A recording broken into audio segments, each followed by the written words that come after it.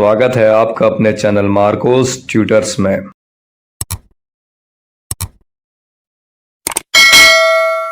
तो आज हम करेंगे स्टैंडर्ड 10th मैथ्स 2 ज्योमेट्री का चैप्टर नंबर 1 जिसका नाम है सिमिलैरिटी। हम लोग इसका प्रॉब्लम सेट 1 कर रहे थे जिसके 2 लेक्चर्स में मैंने आपको फर्स्ट से लेके 6th क्वेश्चन तक करा दिया है। लेक्चर नंबर 1 में फर्स्ट क्वेश्चन जो है ये उसमें 4 और ये 5 मल्टीपल चॉइस क्वेश्चन थे वो किए थे, और लेक्चर नंबर 2 में 2 से लेके 6th क्वेश्चन तक हमने सॉल्व किया था। आज हम करेंगे इसका लेक्चर 3 जिसमें हम आगे के क्वेश्चन सॉल्व करेंगे। 7th क्वेश्चन में दिया है in figure 1.75 A dash D dash C, मतलब A D C तीनों एक स्ट्रेट लाइन में है and B dash E dash C और B E C भी स्ट्रेट लाइन में है। Segment DE parallel segment AB, ये DE जो है वो AB को पैरेलल है, ठीक है, ये भी दिया हुआ है क्वेश्चन में। AD equal to 5, DC equal to 3, BC equal to 6.4, ये पूरा जो है ये 6.4 है। देन फाइंड BE, ये छोटा टुकड़ा फाइंड करने बोला है। टेक्स्ट बुक ने आपको हेल्प कर दिया है, वहां पे जो भी छोटा टुकड़ा फाइंड करना है उसको उसने x ले लिया। अगर ये पूरा 6.4 है और ये इतना सा x है तो बाकी जो बचा टुकड़ा वो कितना होगा? ये पूरे में से मैं x को माइनस कर दूंगा तो ये छोटा टुकड़ा बचा मिल जाएगा ना। तो अगर ये पूरा 6.4 है और ये अगर x है तो ये जो छोटा टुकड़ा है वो 6.4 माइनस x होगा। समझ में आया कैसे? अगर एक बड़ा स्ट्रेट लाइन ले लिया मैंने, ठीक है, और मैंने बोला स्ट्रेट लाइन का लेंथ है 10 और ये इतना सा टुकड़ा जो है उसका लेंथ है 4, तो ये बाकी जो बचा वो कैसे निकालोगे? ये टुकड़ा कैसे निकालोगे? ये पूरा 10 है, ये इतना सा 4 है, तो 10 में से 4 माइनस करूंगा तो मुझे ये मिल जाएगा। तो 10 माइनस 4 क्या आ जाएगा? 10 माइनस 4 आ जाएगा 6। तो ये जो टुकड़ा है यहाँ से लेके यहाँ तक का उसका लेंथ है 6। देखो 6 प्लस 4, ये पूरा लाइन 10। तो वैसे ही अगर ये पूरा टुकड़ा 6.4 है, ये x है, तो ये जो छोटा टुकड़ा बचा है वो होगा 6.4 माइनस x। मुझे पता है बहुत लोगों को आता होगा ये, लेकिन काफी बच्चों को इसमें कंफ्यूजन होता है, इसलिए मैंने बता दिया। अब पहले इसको रफ में सॉल्व करते हैं। क्वेश्चन देख के पहले दिमाग में क्या आता है? पपलू जैसा मत बोलना, अरे ऐसा सोच रहा हूँ क्यों करना पड़ रहा है ज्योमेट्री, मैंने लाइफ में क्या बुरा किया था। देखो ज्योमेट्री तो करना ही है, अगर करना ही है तो स्टार्ट लाइकिंग इट ना। अभी पहले बताओ क्या थ्योरम दिमाग में आता है जो यूज करके आप ये लेंथ फाइंड कर सकते हो? यहाँ पे दिख रहा है ये लाइन और ये लाइन एक दूसरे को पैरेलल है, तो सीधा अपना बीपीटी लगेगा। अभी ऐसे मत सोचो अरे बीपीटी तो सर सीधा ट्रायंगल होना चाहिए। किसने बोला सीधा ट्रायंगल होना चाहिए? ट्रायंगल ऐसे था तब बीपीटी लगा रहे थे, ऐसे होगा तो क्या फर्क पड़ता है? ये वाला लाइन और ये वाला लाइन पैरेलल है तो आप बीपीटी लगा सकते हो। क्या बोलता है बीपीटी? बीपीटी बोलता है CD upon DA will be equal to CE upon EB, right? तो मैंने यहाँ पे लिख दिया ये लाइंस एक दूसरे को पैरेलल है, तो मैं बोल सकता हूँ CD upon DA is equal to CE upon EB। अभी रफ है इसलिए मैं इसमें लिख रहा हूँ BPT, नहीं तो आपको लिखना पड़ेगा बेसिक प्रोपोर्शनलिटी थ्योरम। बस वैल्यू सब्स्टिट्यूट कर दो। CD कितना है? CD है 3, तो उसके जगह पे डाल दिया 3। फिर DA कितना है? DA देख लो, DA है 5, तो DA के जगह पे डाल दिया 5। CE कितना है? CE है 6.4 माइनस x और EB है x, तो यहाँ पे CE के जगह पे डाल दिया 6.4 माइनस x और ये है x। बस करो क्रॉस मल्टीप्लाई, सॉल्व करो और x का वैल्यू मिल जाएगा। वही पूछा है आपको, फाइंड B। मैं बताऊंगा करके, लेकिन अभी आप लोग एक बार खुद से ट्राई करो। देखो ये पूरा एक न्यूमरेटर है, ठीक है, तो this into this will be equal to this into this. Video pause करके फटाफट से सॉल्व करके x का वैल्यू बताओ। मैं बताऊंगा आपको, लेकिन पहले आप एक बार ट्राई कर लो। चलो कर दो वीडियो पॉज। ऐसे आया होगा, ये 3 इंटू एक्स हो जाएगा 3x, ये 5 ये पूरे ब्रैकेट से मल्टीप्लाई होगा, फिर ये 5 को अंदर भेजो। 5 इंटू 6.4 करोगे आप, रफ में कर सकते हो यहाँ पे 6.4 मल्टीप्लाइड बाय 5 आ जाएगा आपको 5 4 जार 20, 5 6 जार 30, 30 प्लस 2 32, एक पॉइंट तो डेसिमल यहाँ पे 32.0 मतलब 32, तो यहाँ पे मैंने लिख दिया 32। फिर ये माइनस है तो माइनस 5 इंटू एक्स आ जाएगा 5x। यहाँ पे x वाला टर्म है तो माइनस 5x को उधर भेजो, वहां जाके प्लस हो जाएगा, बिकॉज इक्वल टू को क्रॉस किया तो साइन चेंज होता है। 3x प्लस 5x हो जाएगा 8x, 32 इधर का इधर, x का वैल्यू चाहिए 8 मल्टीप्लाई हो रहा है, वहां जाके डिवाइड होगा तब आप कैंसिल कर सकते हो। दोनों 8 के टेबल में जाते हैं, 8 1 जार 8, 8 4 जार 32, तो आपको x का वैल्यू आ गया 4। आया समझ में? तो x ही तो था ना, उसने पूछा था BE, तो हम बोलेंगे BE इक्वल टू 4 यूनिट्स। ये वर्ड यूनिट्स बहुत इंपॉर्टेंट है, ठीक है। तो इसमें दिमाग तो सिर्फ इतना ही लगाना था, ये जो फर्स्ट लाइंस थे ना यहाँ पे, उसके बाद ये सब था कैलकुलेशन। आपको ऐसा लगता है रहेगा कि मैं क्यों बोलता हूँ हर बार ये, मैं इसलिए बोलता हूँ कि आप है ना पूरा लेंथ देख के डरते हो कि अरे कितना बड़ा क्वेश्चन। क्वेश्चन बड़ा नहीं है, ये जो कर रहे हो ना कैलकुलेशन, ये बचपन से कर रहे थे, इसमें आपको दिमाग लगाना ही नहीं है। तो सबको आना चाहिए, नहीं आ रहा है तो प्रैक्टिस करके आप इंश्योर करो कि आपको आए। लेकिन ये जो है ना, ये पार्ट, ये है कॉन्सेप्ट, ये आया तो ये तो आएगा ही, ठीक है। तो ऐसे सोचने का कि अच्छा ये 2 लाइन ही मुझे दिमाग लगाना है, बाद में तो कैलकुलेशन है। ओके, चलो वीडियो पॉज करके फटाफट से कॉपी करो, लिखेंगे कैसे। देखो मैंने गिवन में सब जो इन्फॉर्मेशन क्वेश्चन में दिया है वो लिखा है, फाइंड क्या पूछा है, सोल्यूशन एकदम डिटेल में लाइन वाइज लिखा है। जल्दी से करो कॉपी, नेक्स्ट करते हैं।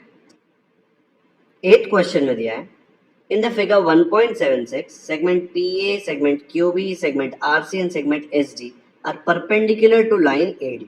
ये दिख रहा है PA, QB, RC, SD, ये सब परपेंडिकुलर है वाली लाइन को। ओके, AB 60 है, लिख देते हैं यहाँ पे AB 60 है, BC 70 है, CD 80 है, PS 280 है। PS मतलब ये पूरा कितना है, 280। Then find PQ, QR, RS। PQ, QR, RS ये 3 आपको पूछा गया। अब ये क्वेश्चन देख के अपने पास एक ही थ्योरम है, एक ही रिजल्ट है ये पूरे चैप्टर में जो हम यूज कर सकते हैं। इंटरसेप्ट वाला याद है, पैरेलल लाइंस एंड इंटरसेप्ट वाला। अब आपको यहाँ पे पैरेलल लाइन सीधी नहीं दिख रही, सीधी मतलब स्ट्रेट नहीं, बट क्लियरली आपको पता नहीं चला कि यहाँ पे पैरेलल लाइंस कहाँ है। पर आप देखेंगे तो ये सारी लाइंस एक ही लाइन को परपेंडिकुलर है। तो ये लाइन कितनी भी आगे लेके जाओ, ये तो ऐसी ही रहेगी ना, कभी एक दूसरे से मिलेगी नहीं। तो ये चारों लाइन पैरेलल है, और मैं बोल सकता हूँ कि ये और ये उसके ऊपर इंटरसेप्ट है। तो इंटरसेप्ट वाला हम लोग प्रॉपर्टी लगा सकते हैं, लेकिन इसमें हम बहुत अलग तरीके से इंटरसेप्ट का प्रॉपर्टी लगाएंगे। जनरली हम कैसे लगाते थे इंटरसेप्ट का प्रॉपर्टी कि AB upon PQ is equal to BC upon QR is equal to CD upon RS। ये तो हमारे पास रिजल्ट है ही ना, याद है इंटरसेप्ट वाला, हमने प्रैक्टिस सेट में किया था, दिखाऊं एक बार। प्रैक्टिस सेट 1.2 का 7th क्वेश्चन जो था ये इसी पे बेस्ड था, property of 3 parallel lines and their transversal. ठीक है, ये ऐसे नहीं लिखेंगे ना आप 3 parallel lines and their transversal, सिर्फ ऐसे लिखेंगे property of parallel lines and their intercept तो भी चलेगा। ठीक है, तो यहाँ पे देखो ये 3 लाइंस पैरेलल थी और ये उनके ऊपर ट्रांसवर्सल्स थे। तो हमने क्या किया था, FD upon DB is equal to EC upon CA। सिर्फ 2 ही इंटरसेप्ट बन रहे थे ना यहाँ पे। अब यहाँ पे हमारे पास थोड़ी ज्यादा लाइन थी, फर्क नहीं पड़ता, प्रॉपर्टी तो सेम ही यूज हो रही है। ठीक है, तो यही प्रॉपर्टी यूज करके हम लोग इसको सॉल्व करेंगे। तो शुरू कैसे करेंगे, ये PA, QB, RC, SD ये सब लोग यही लाइन को परपेंडिकुलर है। जब एक ही लाइन को कोई भी लाइंस परपेंडिकुलर होती है तो वो लाइंस एक दूसरे को पैरेलल होती है। ओके, तो मैं बोल सकता हूँ सेगमेंट PA, रफ में लिख रहा हूँ इसलिए शॉर्ट फॉर्म में लिखूंगा, PA parallel QB parallel RC parallel SD। अब क्या हो रहा है, ये पैरेलल लाइंस हैं और ये ट्रांसवर्सल्स हैं। तो ये पैरेलल लाइंस इनको कट कर रही है, देखो यहाँ पे और यहाँ पे, यहाँ पे और यहाँ पे। ठीक है, ये सब जगह कट कर रही है। तो कट करके जो पार्ट बनता है उसको बोलते हैं इंटरसेप्ट। तो इंटरसेप्ट की प्रॉपर्टी क्या थी कि जो भी इंटरसेप्ट बन रहे हैं उनके जो रेशियोज होंगे वो इक्वल होंगे। तो यहाँ पे देखो AB और PQ, तो मैं बोल सकता हूँ therefore AB upon PQ is equal to, next है BC अपॉन QR, तो मैं लिखूंगा BC upon QR is equal to, फिर ये भी इंटरसेप्ट बन रहा है, देखो ये 2 टुकड़े बन रहे हैं, CD अपॉन RS, तो यहाँ पे बना दिया CD अपॉन RS। अभी ये जो लाइन लिख रहे हैं ना, इसके कारण ये पूरा क्वेश्चन बहुत इजी बन जाएगा, ये ट्रिक है। अब देखो इंटरसेप्ट क्या होता है, इंटरसेप्ट होता है जो 2 पैरेलल लाइंस टुकड़े बनाती है। अब ये दोनों लाइन को इग्नोर कर दो, सिर्फ ये 2 लाइन देखो, ये वाला और ये वाला, ये भी तो एक दूसरे को पैरेलल है ना। और ये कौन सा इंटरसेप्ट बना रही है, A से लेके D तक का एक टुकड़ा और P से लेके S तक का एक टुकड़ा, तो इनके लिए भी इंटरसेप्ट ट्रू होना चाहिए। तो AD अपॉन PS भी इसको इक्वल होना चाहिए, राइट। ये मैंने क्या इक्वल लिया है, यहाँ पे सब टुकड़े हैं ना। AB और PQ कौन बना रहा था, ये वाली लाइन और ये वाली लाइन। BC और QR कौन बना रहा है, BC और QR ये वाली पैरेलल लाइन और ये वाली पैरेलल लाइन। CDRS ये और ये। AD और PS देखो यहाँ पे एडी किससे बन रहा है और पीएस किससे बन रहा है, ये लाइन और ये लाइन। आप ऐसे कुछ भी ले सकते हो, आप एसी भी ले सकते हो, एसी अपॉन पीआर भी ले सकते हो। क्यों? बिकॉज एसी एंड पीआर ये और ये लाइन से बन रहा है, ये इसको इग्नोर कर देने का। कहीं पे भी आपको पैरेलल लाइन दिख रही है ना, तो वो जो दो टुकड़े बनाएगी ना, उसका रेशियो बाकी सब रेशियोज के साथ इक्वल होगा, वो वाले ट्रांसवर्सल और वो वाले पैरेलल लाइंस। ये पूरा काम इजी कर देगा। अभी अपने पास क्या क्या वैल्यू है देखो, अपने पास A B B C C D तो है, तो यहाँ पे 60 70 80, ठीक है। पीएस नहीं है अपने पास ना, पीएस है 280, और एडी क्या है, एडी है सबका सम, 60 प्लस 70 कितना आएगा 130, 130 प्लस 80 हो जाएगा 210। तो ये पूरा है 210। बस इसमें वैल्यू सब्स्टिट्यूट करो सब जगह, क्या आएगा देखो। तो यहाँ पे मैंने वैल्यू सब्स्टिट्यूट कर दिया, ऐसे आएगा, ए बी की जगह पे 60, बी सी की जगह पे 70, सी डी की जगह पे 80, बाकी P Q Q are R S पता नहीं है। ए डी 210 हमने पूरा ऐड करके निकाला, और पी एस कितना है 280, वो यहाँ पे लिखते हैं। यार अभी हमको P Q Q R S का वैल्यू निकालना है तो एक्स्ट्रा स्टेप हो जाता है, इससे अच्छा पी क्यू को ऊपर लिखते, ए बी को नीचे लिखते ना, तो काम हो जाता है। जब आप इंटरसेप्ट लिख रहे थे A B upon P Q, तो आप उसको P Q upon A B तो लिख सकते हैं ना। फिर यहाँ पे नेक्स्ट क्या आएगा, Q R upon B C, सब उल्टा आएगा, ठीक है। तो उससे ही लिखो ताकि आपका एक दो स्टेप और कम हो जाए। अब ये पी क्यू नीचे है ना, जब इसको और इसको सॉल्व करोगे तो पी क्यू को उधर भेजोगे, ये नंबर इधर भेजोगे, तो पी क्यू वापस लेफ्ट में लाने के लिए एक और स्टेप करना पड़ेगा। इससे अच्छा पहले से ही उल्टा लिख दो, यहाँ पे ये मत लिखो, इसको उल्टा कर दो। कैसे आएगा देखो, तो ऐसे आ जाएगा, P Q upon A B is equal to Q R upon B C is equal to R S upon C D is equal to ये पूरा P S upon A D. ये मैं क्यों ले रहा हूँ P S upon A D, because मुझे P S पूरा पता है कितना है, और ए डी में ऐड करके पता कर सकता हूँ। तो इससे क्या हो जाएगा, जब मैं वैल्यू सब्स्टिट्यूट करूंगा तो हर एक जगह देखो एक ही अननोन है, पी क्यू एक ही अननोन है, यहाँ पे भी एक ही अननोन है आर एस, अननोन मतलब जिसका वैल्यू आपको नहीं पता, और यहाँ पे दोनों पता है। तो इसको इसके साथ लेंगे और पी क्यू का वैल्यू निकालेंगे, इसको इसके साथ लेंगे और क्यू आर का वैल्यू निकालेंगे, इसको इसके साथ लेंगे और आर एस का वैल्यू निकालेंगे, है ना। क्योंकि जब दो चीजें आप साथ में लेंगे तो एक चीज नहीं पता होगी तो आप उसका वैल्यू निकाल सकते हो, एक इक्वेशन बन जाएगा ना, ये दोनों को साथ में लोगे, इक्वल तो है ही, देखो इक्वेशन इक्वल, ठीक है। तो आप आर एस का वैल्यू निकाल सकते हो। पहले इसको सिंप्लीफाई कर दो, ये 0 0 कट हो जाएगा, 7 3 7 4 तो इसका वैल्यू क्या आ रहा है 4/3। तो यहाँ पे हम लोग लिख देते हैं 4/3। इसमें से ये आया ऐसे कट करके देखो, ये 0 0 पहले कट हुआ, फिर 7 3 फिर 7 4 4/3। तो इतना कॉम्प्लिकेटेड लिखने से अच्छा मैंने यहाँ पे लिख दिया इक्वल टू 4/3, ठीक है। अब क्या करेंगे हम, इसको इसके साथ लेंगे, एक करके बताता हूँ क्या आ जाएगा, P Q upon 60 is equal to 4/3। Therefore P Q क्या आ जाएगा, ये 60 यहाँ पे डिवाइड हो रहा है, इक्वल टू को क्रॉस करेगा तो वहां जाके मल्टीप्लाई होगा, तो ऐसे आ जाएगा 4 × 60/3। अब क्या कट हो रहा है देखो एक ही टेबल में, ये 3 और 6 एक टेबल में जाता है, तो मैं करूंगा 3 1 और ये हो जाएगा 3 2 6 और 0 0। 4 × 20 कितना होता है, 4 × 20 होता है 80। तो आपको पी क्यू का वैल्यू आ गया 80।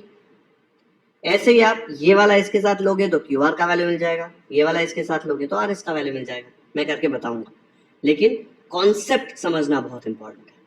ये जो हमने यूज किया ना पी एस अपॉन एडी, ये सबसे इंपॉर्टेंट पार्ट था यहाँ पे। क्यों यूज किया वो आपको समझना। मैंने पी एस अपॉन एडी इसलिए यूज किया क्योंकि मेरे पास पी एस का वैल्यू दिया हुआ है क्वेश्चन में, और एडी का वैल्यू मैं ऐड करके निकाल सकता हूँ। 60 + 70 + 80 दिया था ना, तीनों को ऐड किया तो 210 आ गया। ओके, एंड ये यूज करके आप P Q Q are R S का वैल्यू निकाल सकते हो, ठीक है। अगर आपको चाहिए तो रफ में आप भी सॉल्व कर लो, क्यू आर का वैल्यू क्या आता है, आर एस का वैल्यू क्या आता है देख लो, फिर मैं सोल्यूशन बताता हूँ आपको। चलो करो वीडियो पॉज, निकालो Q R upon 70 equal to 4/3, फिर R S upon 80 equal to 4/3। निकाला, चलो वैल्यू कंपेयर करो। पहले ये देख लो, जिन्होंने खुद से सॉल्व किया है उसको क्यू आर का वैल्यू 280/3 आया एंड आर एस का वैल्यू 320/3। ऐसा आंसर देख के डर गए थे कि कुछ मिस्टेक कर दिया है? ऐसा आंसर आ सकता है ना। हम लोग यूनिट्स लिख देंगे नीचे, यूनिट्स दिया हुआ है क्या क्वेश्चन में, नहीं दिया तो हम लोग यूनिट्स भी लिख देते हैं नीचे, ठीक है। तो इसको पूरा कैसे सॉल्व करते हैं वो भी आपको बताता हूँ, लेकिन अगर आपको ये आंसर्स नहीं आए तो चेक करो मिस्टेक्स कहाँ पे। तो पूरा सोल्यूशन एक बार देख लो कैसे लिखेंगे। गिवन में जो भी इंफॉर्मेशन क्वेश्चन में दिया है वो सब मैं लिख देता हूँ, ठीक है। लेंथ दिए हैं वो लेंथ भी यहाँ पे मैंने लिख दिया। फाइंड क्या पूछा है, P Q Q R and R S. फिर सोल्यूशन में सबसे पहले आप लिखेंगे कि ये जो P A Q B R C S D थे वो परपेंडिकुलर है लाइन एडी को, क्वेश्चन में दिया हुआ है। तो ये चार लाइन 1 2 3 4 ये सेम लाइन को परपेंडिकुलर है देखो। तो ये चारों लाइन एक दूसरे को पैरेलल होंगे, क्यों? Because perpendicular to the same line are parallel to each other. तो ये चारों एक दूसरे को पैरेलल हो गए। जैसे ही पैरेलल हो गए मैं क्या यूज कर सकता हूं? मैं यूज कर सकता हूं प्रॉपर्टी ऑफ 3 और more parallel lines and their transversals, या फिर एंड देयर इंटरसेप्ट्स। याद है हम लोग ने देखा था property of 3 parallel lines and their transversals text book में। 3 से ज्यादा होंगे तो भी ये प्रॉपर्टी ट्रू है। तो यही यूज करके हम लोग ये वाला क्वेश्चन सॉल्व करते हैं। तो ये मैंने लिख दिया यहाँ पे। फिर ये चारों रेशियोज ले लिए, 3 तो बहुत इजी थे देखो, P Q upon A B, Q R upon B C, फिर R S upon C D. Last वाला जो लिया ना P S upon A D, वो बहुत इंपॉर्टेंट है। ये मैंने आपको पहले भी बताया, ये काफी इंपॉर्टेंट है। तो इसका कलर चेंज कर देते हैं। ये क्वेश्चन में सबसे ज्यादा इंपॉर्टेंट लाइन ये है। रीजन अच्छे से लिखना है, प्रॉपर्टी ऑफ 3 और more parallel lines and their transversal. ये यूज किया देखो, पैरेलल लाइंस और उनके ट्रांसवर्सल। अब एडी का लेंथ दिया नहीं था क्वेश्चन में, लेकिन उसके टुकड़ों का लेंथ दिया है। तो एडी का लेंथ मैंने निकाल लिया, AB plus BC plus CD. आपको बताया था मैंने रफ में भी। एडी देखो ये पूरा है, A B plus B C plus C D किया तो मुझे एडी का वैल्यू आ गया 210।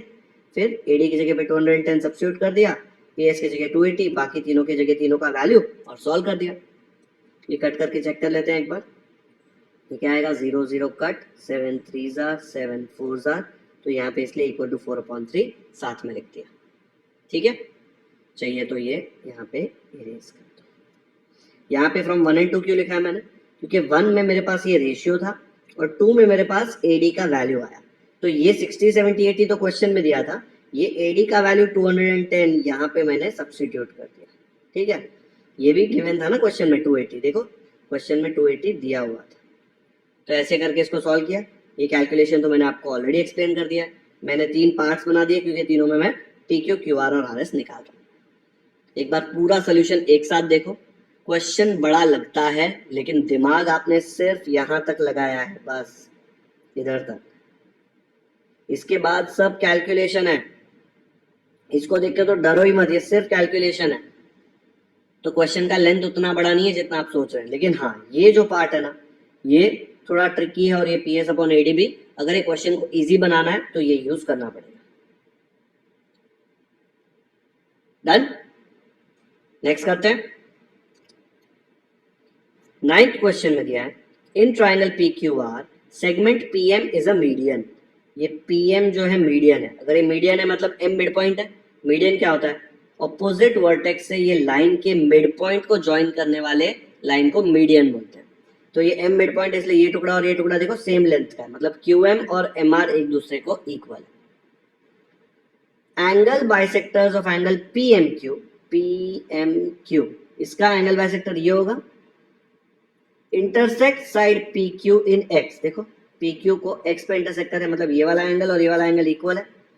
And angle bisector of P M R ये है, उसका एंगल बाइसेक्टर यहाँ पे वाई पे इंटरसेक्ट करे, तो ये और ये भी इक्वल है। Prove that X Y parallel Q R, आपको प्रूव करना X Y is parallel to Q R. Converse of BPT याद है? बीपीटी क्या बोलता था कि अगर ये दोनों एक दूसरे को पैरेलल है तो मैं बोल सकता हूँ P X upon X Q equal to P Y upon Y are.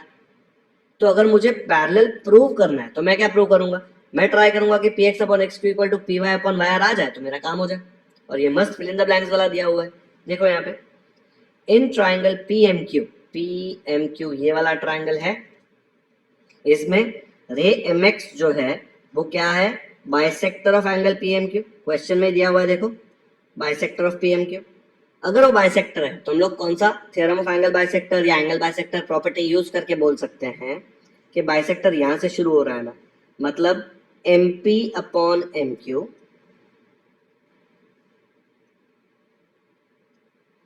Bisector कहां पे कट कर रहा है? एक्स पे। तो एमपी के साथ क्या था? पी एक्स अपॉन ये छोटा टुकड़ा एक्स क्यू। देखो यहाँ पे कट कर रहा है ना, तो दो टुकड़े क्या है? P X upon X Q. ये था अपना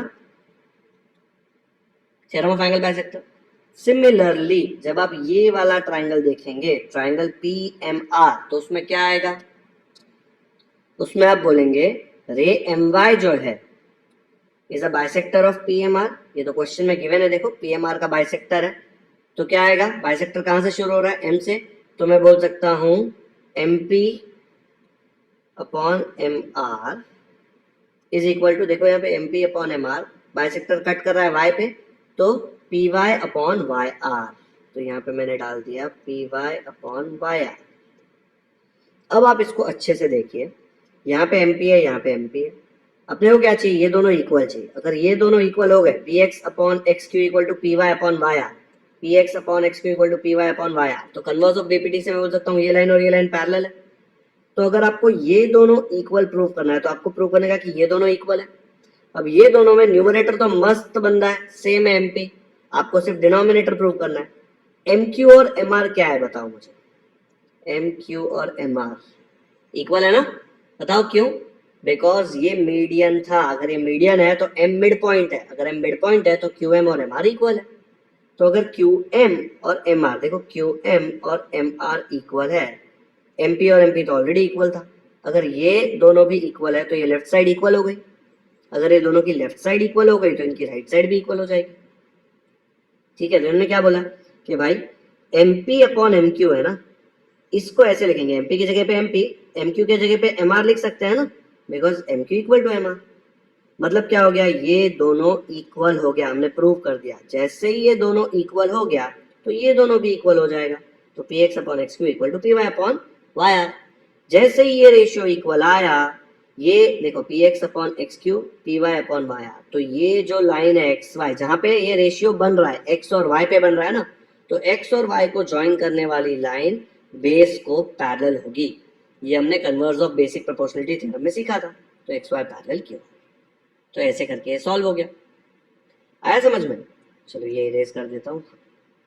ये ऐसे बहुत छोटा दिख रहा है क्वेश्चन, लेकिन सबसे पहले ये समझना बहुत इंपॉर्टेंट है कि करना क्या है। अगर ये फिल इन द ब्लैंक्स नहीं दिया होता तो सब कुछ खुद से करना पड़ता, ठीक है। जैसे ही दिखा के X Y parallel Q R prove करना है, दिख रहा है कि बीपीटी आने का चांस है। बीपीटी का मतलब क्या, P X upon X Q P Y upon Y R, ये प्रूव कर दिया तो कन्वर्स ऑफ बीपीटी से पैरेलल हो सकता है।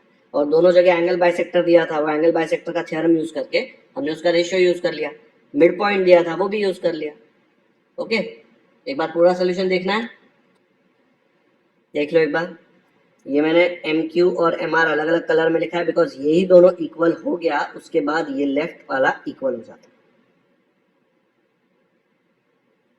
कर लो फटाफट से कॉपी, और पूरा लिखना, ऐसे मत बना रहे क्वेश्चन में तो फिल इन द ब्लैंक्स है, ये सब लिखने की क्या जरूरत है।